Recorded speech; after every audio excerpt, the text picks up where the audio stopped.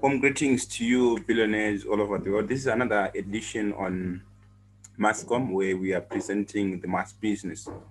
Okay, so today we want to cover on a break-even point. I've seen a lot of people having challenges on determining the break-even point, what is break-even point, how to draw the chart. So today I will cover that for you. Okay, as a starting point, I think let me take this. Okay. All right, we are saying break-even point. A break-even point is a point where total cost is equal to total revenue. The total cost, let me try to find a pen. Okay, we are saying our total cost, a break-even point, our total cost in this case will be equal to total revenue. So in this case, we are saying our total cost, let's say it's TC. TC will be equal to total revenue. Okay, TR. Okay, that's the break-even point. So we're saying in this case, our profit, which we are going to represent by the pi will be equal to what? Can you guess? The profit will be 0. The loss will be 0. Okay.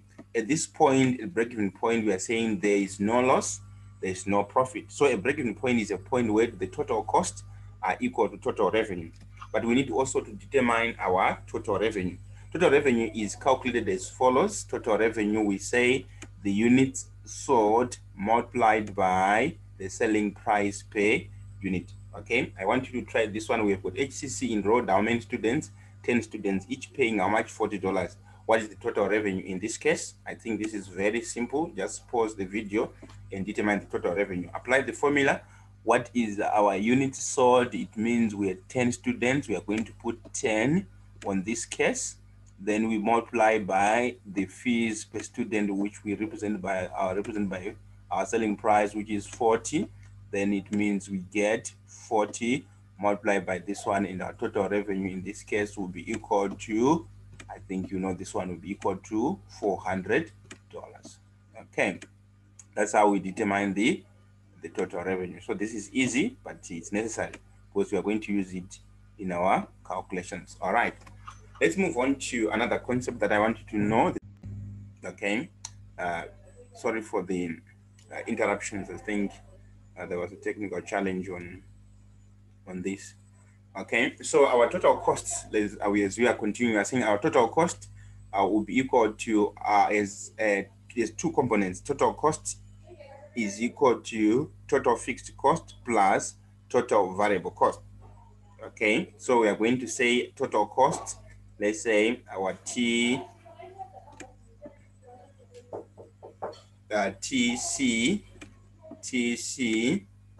is equal to fixed cost, okay, plus variable cost. Okay, so total cost is equal to total fixed cost plus total variable cost. So let's try this one. Fixed cost in this case, we are saying its fixed cost is 40, variable cost is 10. Then what is our total cost? In this case, we are going to apply the formula. Our total cost is our total fixed cost. In this case, is 40. We apply 40. We add 40 to the variable cost. In this case, is 10.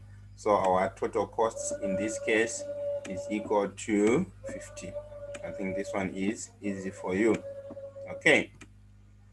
All right, let's move on to another aspect. The examples of cost. We've got fixed costs. Fixed costs, as per definition, these are costs that do not change regardless of change of what? Activity. When the level of activity changes, the cost will remain the same. For example, let's say you are renting an apartment and you are paying a fixed rental. It means even if you stay in that apartment as 3 students, you still pay the same amount. So we're saying rentals, their fixed cost, electricity, fixed cost, the salaries as per contract, they remain fixed. Then variable costs, these are costs that change with the level of activity or level of production. Variable costs, we've got raw materials. They vary with, if you purchase more of the raw material, it means you pay more. Royalties, these are also variable costs. They are called direct expenses. There are variable costs. We've got manufacturing wages. Also, there are variable costs or direct labor. There are variable costs. So you must be in a position also to distinguish between fixed cost and variable costs. Okay, let's proceed. We've got average cost of production. Average cost of production is determined in this simpler way. We say our total cost divided by, all right, this is a division sign, our total cost divided by total production, our total cost divided by total production. So we're saying in this case, let's try to determine our average cost. We are going to say 40, okay, that's our fixed, our total cost is fixed cost plus total cost. We determine this, we add our variable cost, we say plus 10.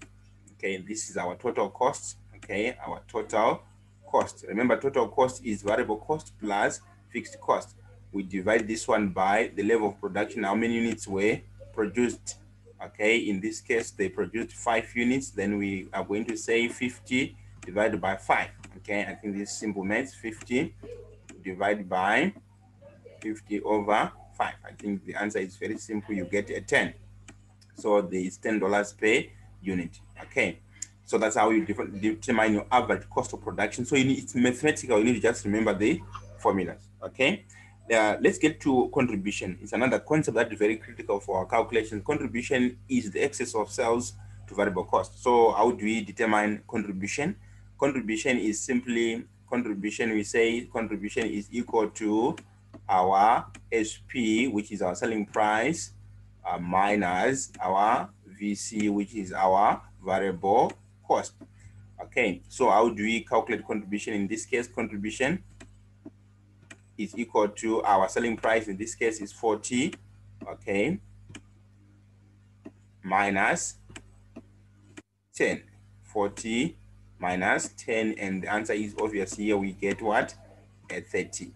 Okay, this is our contribution. So the excess, the amount by which our selling price will exceed the variable cost, is what we call contribution in this topic, right? Then the question is, we remember that we introduced we want to determine the break-even point, and we said the break-even point, according to our first definition, is the point at which the business is neither making profit nor a loss. But how do we determine that point?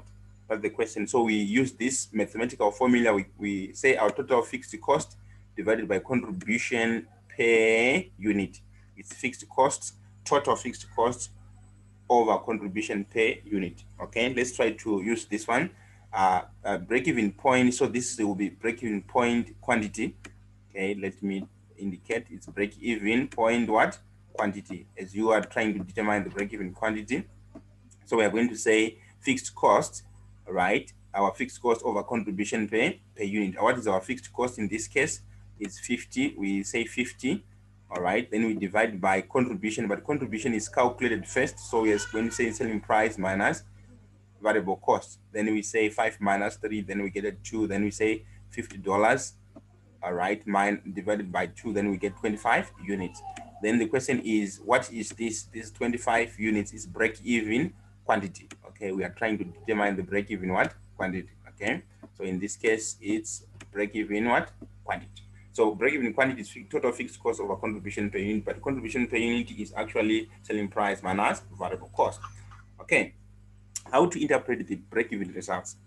Let's say we have, from our answer, our break-even point was 25 units. What is the meaning of 25 units? Break-even point is 25 units. It means that this business has to sell how many units? 25 units, right, in order to cover all its cost. Okay, or after selling 25 units, the revenue generated will be equal to the cost of the business. Okay, so I think this is the assignment that I want to give you. I want you to draw a break-even chart. Okay, draw and label a break-even chart. I'll give you this one now. Let's say it's 6 marks. Draw and label the break-even chart.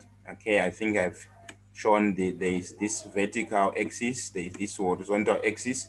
So I want you to finish this one. So you're supposed to label the vertical axis. You're supposed to label the horizontal and the vertical axis. You're supposed to put the lines. Okay, so 6 marks, that's your assignment. I want it submitted today, okay, on our Google class. Okay, and then there is I think this is we are done on this one. So I wish you all the best. I wish you all the best in your studies. So that was our topic today. So this is your assignment today, and I know you can do it. Okay, bye bye for now. We'll meet in our next lesson.